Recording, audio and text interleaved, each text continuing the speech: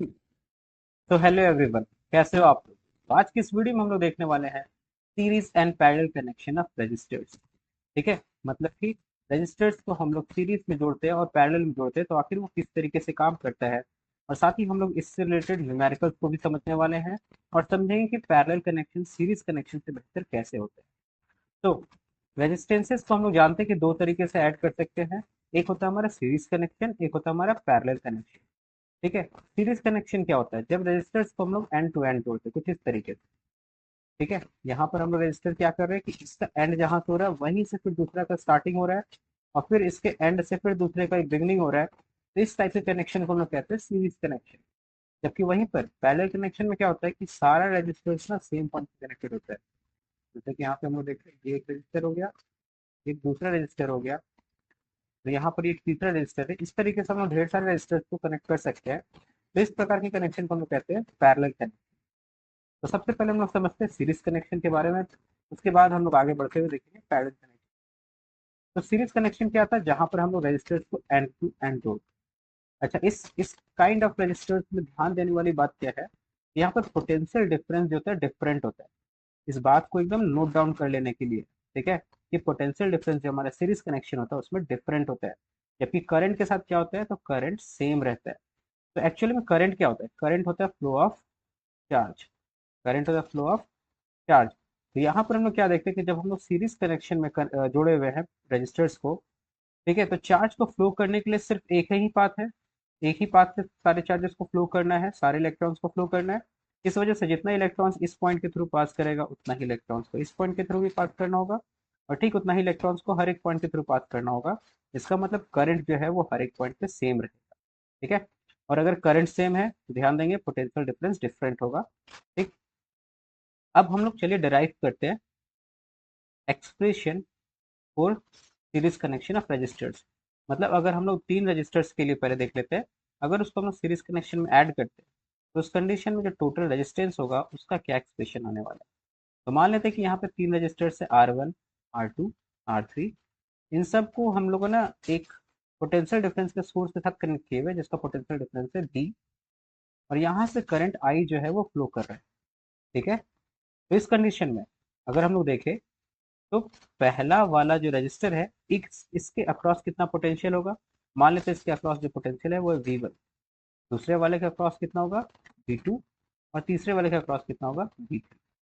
Current सारे में same flow करेगा बट पोटेंशियल डिफरेंस डिफरेंट होगा। ठीक है, अब यहाँ पर हमको पता है कि टोटल पोटेंशियल डिफरेंस क्या होगा इन तीनों का सम। तो V इज इक्वल टू होगा V1 plus V2 plus V3। ठीक है, ये कोई प्रॉब्लम वाली बात तो नहीं है। इन तीनों पोटेंशियल डिफरेंस के सम जो होगा वो V के बराबर होने वाला है। अब हमको पता ओम्स लॉ के बारे में। ओम्स लॉ जान रहे हो? अच्छा ठीक है, एक बार हम लोग डिस्कस कर लेते हैं ओम्स लॉ क्या होता है। तो जैसे कि हम लोगों ने पढ़ा था, ठीक है, ओम्स लॉ जो है इलेक्ट्रिसिटी के अंदर में कि V is proportional to I। ठीक है, ओम्स लॉ ये कहता है कि किसी भी एट कांस्टेंट टेम्परेचर, मतलब अगर हम लोग फिक्स टेम्परेचर रखें तो उस कंडीशन में जो पोटेंशियल डिफरेंस होगा वो डायरेक्टली प्रोपोर्शनल होगा करंट। मतलब अगर हम लोग पोटेंशियल डिफरेंस बढ़ाएंगे करंट बढ़ेगा, पोटेंशियल डिफरेंस घटाएंगे तो करंट भी घटेगा। ठीक है, ये क्लियर है? अब यहाँ पर अगर हम लोग प्रोपोर्शनैलिटी का साइन हटाते हैं तो यहाँ पर एक कांस्टेंट आ जाता है। ये कांस्टेंट यहाँ पे आर होता है और ये बन जाता है V is equal to I R. ठीक है, यही तो ओम्स लॉ से एक्सप्रेशन जो हमको मिलता है, तो हम लोग यहाँ पे इस्तेमाल करेंगे। हम लोग को पता है कि V is equal to I R होता है, इसीलिए V one is equal to क्या आ जाएगा? I R one. ऐसा क्यों? क्योंकि करंट सारे रजिस्टर के अक्रॉस सेम है बट पोटेंशियल डिफरेंस में चेंज आ रहा है। वैसे वी टू बराबर क्या हो जाएगा? I R two. और वी थ्री बराबर हो जाएगा आई आर थ्री। इसलिए यहाँ पर v बराबर क्या लिखेंगे हम लोग? आई R one plus I R two plus I R three. ठीक है, अच्छा इस v को v की जगह भी लिख देते हैं आई आर। तो I R is equal to क्या हो जाएगा? I R one plus I R two plus I R three. हम लोग यहाँ क्या देख रहे हैं कि यहाँ पर से इस वाले में सारा आई कॉमन आ जाएगा, तो क्या बनेगा? R one plus R two plus R three. अब यहाँ से ये आई इस आई के साथ कैंसल आउट हो जाएगा और ये आर इज इक्वल टू हो जाएगा हमारा आर वन, आर टू और आर थ्री। मतलब यहाँ पर सीरीज कनेक्शन में जो हमारा टोटल रेजिस्टेंस होगा तीनों रजिस्टर्स के बदले में, ठीक है, जैसे यहाँ पे अगर ये तीन रजिस्टर्स था और हम चाहते हैं कि इन तीनों के बदले में एक सिंगल रजिस्टर लगाया जाए, तो इसका टोटल रेजिस्टेंस, ये जो सिंगल रेजिस्टेंस होगा इन तीनों के बदले में, उसका रेजिस्टेंस कितना आने वाला है, वो सिंपली क्या होगा, इन तीनों के रजिस्टर्स के रेजिस्टेंसेस का सम। ये क्लियर हो गया। नॉर्मली हम तीनों को जोड़ देंगे, जितना आएगा वही क्या होगा, इसका रेजिस्टेंस के बराबर होने वाला है। तो ये था हमारा सीरीज कनेक्शन के बारे में बात। आई होप कि ये क्लियर हो गया होगा। देख, अब हम लोग थोड़ा सा आगे बढ़ते हैं और एक बार देख लेते हैं पैरेलल कनेक्शन को लेकर के। उसके बाद फिर हम लोग जब आगे की ओर जाएंगे तो वहां पर हम लोग देख रहे होंगे कुछ न्यूमेरिकल्स इससे रिलेटेड। ठीक है, तो पहले उसके एक्सप्रेशन को भी डेराइव कर लेते हैं। तो पैरेलल कनेक्शन में क्या होता है, पैरेलल कनेक्शन में हम लोग देख रहे थे कि सारा रजिस्टर्स एक कॉमन पॉइंट के द्वारा कनेक्टेड होता है। ठीक है, जैसे मान लेते हैं यहाँ पे 3 रजिस्टर्स था, ये हमारा हो गया। ठीक है, एक यहाँ पर रजिस्टर हो गया और एक नीचे रजिस्टेंस से जो ये रजिस्टर हो गया। ये तीनों जो है हमारा वो क्या हो रहा है, कॉमन पॉइंट ए बी से कनेक्टेड है। इसको अगर हम लोग क्या करें, यहाँ पर एक पोटेंशियल डिफरेंस वी से कनेक्ट करते हैं इस तरीके से, तो इसमें से करंट फ्लो करेगा। अब यहाँ पर ये तीनों का तीनों सेम पोटेंशियल डिफरेंस से कनेक्टेड है ना, तो इस वाले कंडीशन में ये जो पोटेंशियल डिफरेंस होगा वो सेम होने वाला है।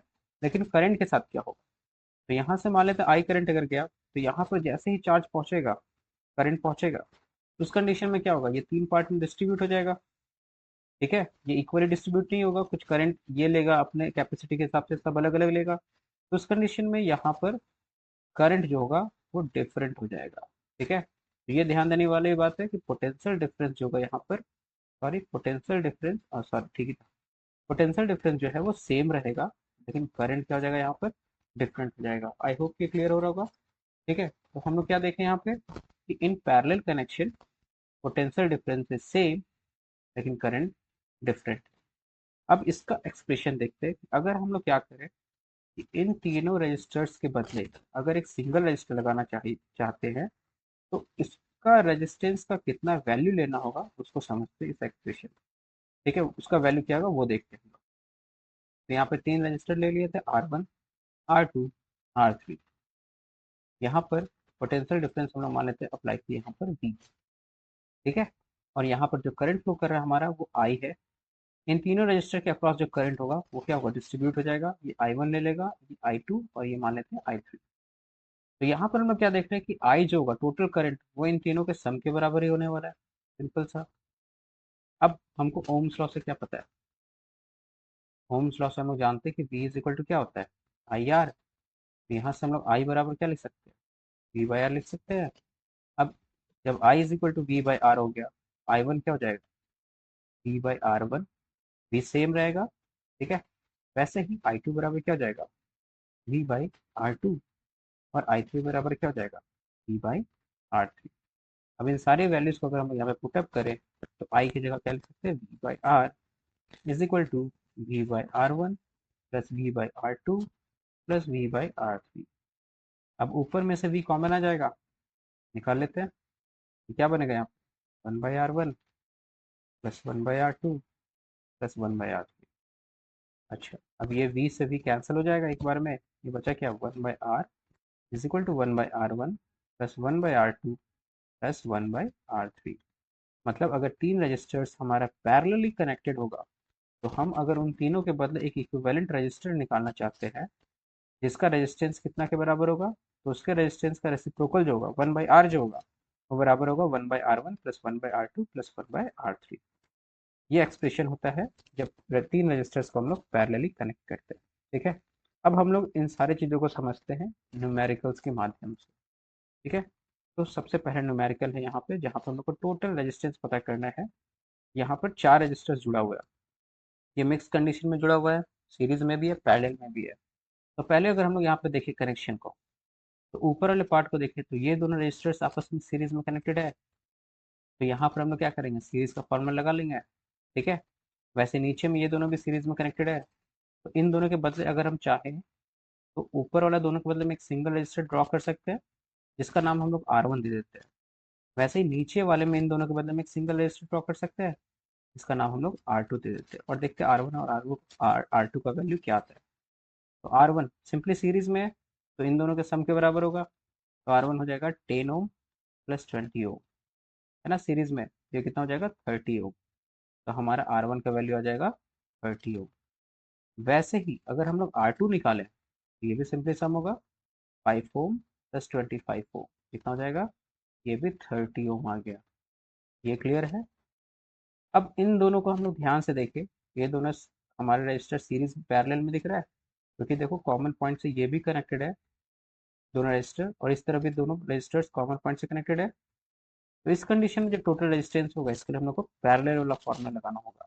ठीक है, मतलब अगर सिंगल रजिस्टर यहाँ पे ड्रॉ कर ले तो ठीक, और इसका नाम दे देते हम लोग, अगर आरपी दे देते हैं तो ये आरपी क्या होगा, 1/RP।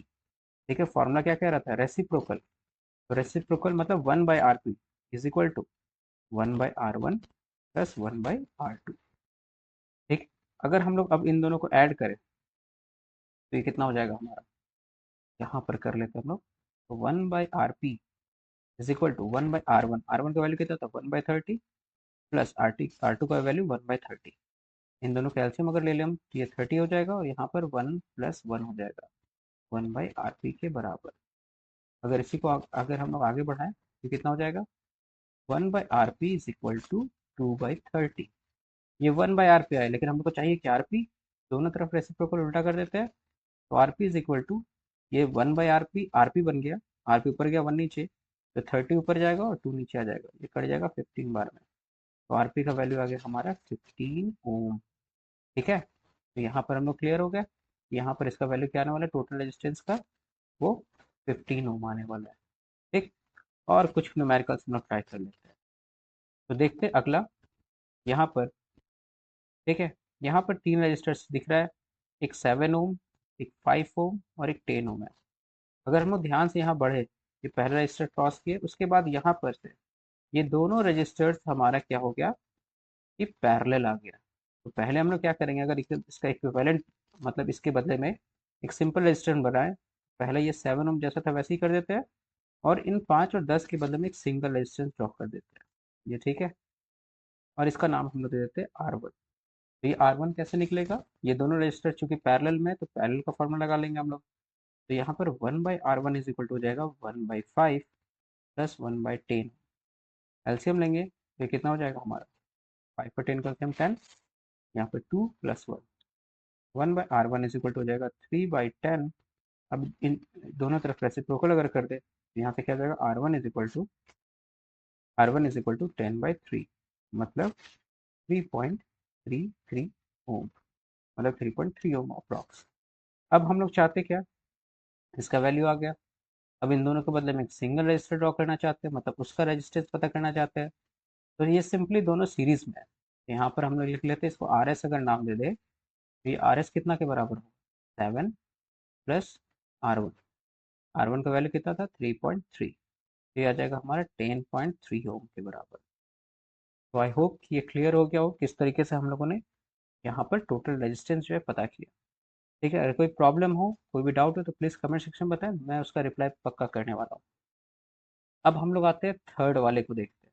ठीक है, यहाँ पर ये थोड़ा सा कॉम्प्लेक्स लग रहा है फिगर, बट एक्चुअल में ये भी बहुत ईजी क्वेश्चन। ठीक है, तो देखते हैं हम लोग कैसे सॉल्व करेंगे। यहाँ पर हम लोग क्या देखते हैं कि यहाँ पर, यहाँ से दो रजिस्टर निकला इस तरीके से, 2 ओम 2 ओम, फिर यहाँ पर कनेक्ट हो गया ऊपर, इसको दूसरे कलर से डिनोट कर दे रहे हैं। फिर यहाँ से फिर दो रजिस्टर्स निकला, ये 2 ओम, फिर इस तरफ चला गया। वैसे ही नीचे की तरफ देखें तो 2 ओम दो रजिस्टर्स यहाँ पे गया, फिर यहाँ पर 2 ओम 2 ओम 2 ओम, यहाँ चला गया। अगर इसका हम लोग सिंपल सा फिगर बनाए तो वो कैसा होगा, इन दो दो रजिस्टर्स के बदले में एक सिंगल रजिस्टर ड्रॉ किया जा सकता है, ऐसा। ठीक है, वैसे ही यहाँ पर भी इन दोनों के बदले में एक सिंगल ड्रॉ किया जा सकता है, नीचे वाले के बदले में भी दो के बदले में एक सिंगल, और यहाँ पर भी इन दो के बदले में एक सिंगल। अब चूंकि ये दोनों पैरेलल है तो हम लोग निकाल लेते हैं इन दोनों का वैल्यू क्या होने वाला है टोटल। उन दोनों के बदले अगर सिंगल रजिस्टर ड्रॉ करें तो उसका क्या वैल्यू होने वाला है, इसका नाम दे देते हैं हम लोग R1, R2, R3, R4। तो R1 कितना होगा, तो ये चूंकि पैरेलल में ना, ये पॉइंट देखिए और ये पॉइंट अगर ध्यान से देखें, ये दोनों सेम पॉइंट से कनेक्टेड है, तो ये दोनों पैरेलल में, तो फॉर्मूला लग जाएगा पैरेलल का, 1/R1 is equal to 1/2 plus 1/2। तो यहाँ से हम लिख सकते हैं 1/R1 is equal to, LCM लेंगे 2, 1 प्लस 1 2, ये कितना हो जाएगा 1, मतलब इसका रेसिप्रोकल अगर हम लोग कर ले, 1/R1 अगर 1 आया तो R1 पे कितना आएगा, 1 ओम ही आएगा। तो ये आ गया हमारा 1 ओम, ये भी 1 ओम, 1 ओम, 1 ओम। ठीक है, अब अगर ध्यान से इस फिगर को देखें तो इस फिगर में देख रहे हैं कि यहाँ से ये जो रजिस्टर है और ये रजिस्टर जो है 1 ओम ये दोनों कैसा है, सीरीज में है। नीचे में भी ये दोनों रजिस्टर्स कैसा है, सीरीज में ही तो है। तो सिंपली हम लोग सीरीज का फॉर्मूला लगा लेंगे यहाँ पर, मतलब हम लोग इन दोनों के बदले में इन दोनों के बदले में ऊपर में भी एक सिंगल रजिस्टर ड्रॉ कर सकते हैं और नीचे वाले में भी एक सिंगल रजिस्टर ड्रॉ कर लेते हैं। ऊपर वाले का नाम दे देते हैं RS1 सीरीज 1 और RS2, बस नेमिंग दे रहे हैं। ठीक है, ऐसा कुछ भी नाम दे सकते थे हम लोग। RS1, अब RS1 क्या होगा, सिंपली इन दोनों का सम। RS1 क्या होगा, सीरीज में तो सिंपली जोड़ देते हैं ना, 1 ओम प्लस 1 ओम, ये हो जाएगा 2 ओम। ठीक, RS2 भी कितना हो जाएगा, 2 ओम। अब चूंकि ये दोनों पैरेलल में है, अब वापस हम क्या देख रहे हैं, ये दोनों पैरेलल में आ गया, तो इन दोनों के बदले अगर हम लोग एक इक्विवेलेंट रजिस्टर ड्रॉ करें तो वो सिंगल रजिस्टर होने वाला है। और वो क्या होने वाला है, तो पैरेलल का फॉर्मूला लगा लेंगे यहाँ पे हम लोग, इसका नाम ले देते हैं RP। ये हो जाएगा 1/RP is equal to 1/RS1 plus 1/RS2, मतलब 1/2 प्लस 1/2। एलसीएम लेंगे, ये 2 आ जाएगा, 1 प्लस 1 2, 1 ओम। मतलब 1/RP जो है 1 के बराबर है, तो RP भी कितना होगा, 1 ओम। आई होप ये क्वेश्चन क्लियर हो गया होगा। ठीक है, तो ये सब कुछ क्वेश्चन था जिसको हम लोगों ने ट्राई किया ताकि कॉन्सेप्ट्स क्लियर हो जाए और समझ में आए कि फॉर्मूलाज किस तरीके से इस्तेमाल करना है। ठीक है, अब इसी पार्ट का एक लास्ट पॉइंट देखेंगे, that is advantage of parallel connection. ठीक है, पैरेलल कनेक्शन ना सीरीज कनेक्शन से बेहतर होता है। घर में जो हम लोग का वायरिंग होता है ना वो पैरेलल कनेक्शन में होता है, बट ऐसे क्यों, तो पैरेलल कनेक्शन में क्या होता है कि पोटेंशियल डिफरेंस सारे रजिस्टर के अक्रॉस सेम होता है। ठीक है, सबको सेम पोटेंशियल डिफरेंस मिलता है, पर करंट सबके पास डिफरेंट होता है। तो जो जैसे अप्लायंस है वो अपने अकॉर्डिंग करंट खींच सकता है वहाँ पर। फिर अगर हम लोग सीरीज कनेक्शन में देखें तो क्या देखते हैं कि अगर बीच में से कोई एक भी रजिस्टर अगर निकाल दिया जाए या फिर वो बंद हो जाए तो करंट का फ्लो ही बंद हो जाएगा और बाकी सारे रजिस्टर्स भी काम करना बंद कर देगा। जबकि पैरेलल कनेक्शन में ऐसा नहीं होता है। पैरेलल कनेक्शन में अगर कोई भी रजिस्टर निकाल दे या फिर बंद भी हो जाए ना तो बाकी दूसरे वाले को कोई फर्क नहीं पड़ने वाला है, वो चलते रहेगा। और लास्टली टोटल रेजिस्टेंस जो आता है हमारा था ना पैरेलल कनेक्शन के अंदर में, वो कम आता है। ठीक है, जैसे मान लेते हैं कि हमारे पास दो रेजिस्टर है 5 ओम 5 ओम का, अगर इन दोनों को हम लोग पैरेलली जोड़ेंगे, ये 1/5 प्लस 1/5 आएगा, ये कितना हो जाएगा 2/5, ये 2/5 1/R के बराबर है। ठीक है, तो यहाँ से R क्या हो जाएगा 5/2 मतलब 2.5। तो क्या देखते हैं कि इन दोनों रजिस्टर से कम ही आ रहा है हमारा यहाँ पे पैरेलल कनेक्शन में, जबकि सीरीज कनेक्शन में इन दोनों का सम करेंगे तो ज़्यादा हो जाएगा। ठीक है, तो इसका मतलब जो टोटल रेजिस्टेंस होता है पैरेलल कनेक्शन में वो कम होता है। ठीक है, तो यहाँ तक क्लियर हो गया होगा। तो आई होप कि वीडियो कंप्लीट समझ में आ गया होगा। कोई प्रॉब्लम है तो प्लीज़ कमेंट सेक्शन में बताएं। मिलते हैं हम लोग नेक्स्ट वीडियो में, तब तक के लिए टेक केयर एंड बाय।